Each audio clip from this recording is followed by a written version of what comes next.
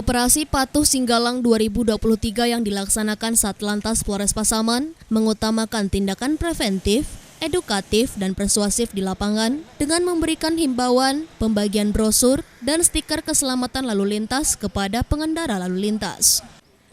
Untuk tindakan di lapangan bagi pelanggar, Satlantas Polres Pasaman telah melaksanakan 200 tindakan teguran bagi pelanggar.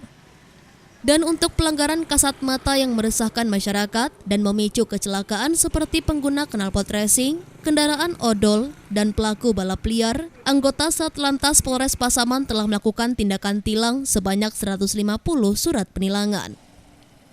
Kasat Lantas Polres Pasaman menghimbau kepada masyarakat pengguna jalan raya untuk selalu mematuhi peraturan undang-undang lalu lintas serta kendaraan angkut penumpang agar tidak menaikkan penumpang di atas atap kendaraan.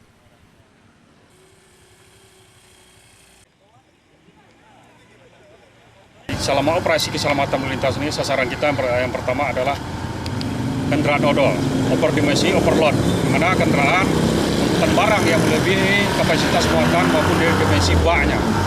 Selanjutnya kita juga melaksanakan penertiban kepada kendaraan sepeda motor yang menggunakan knalpot racing.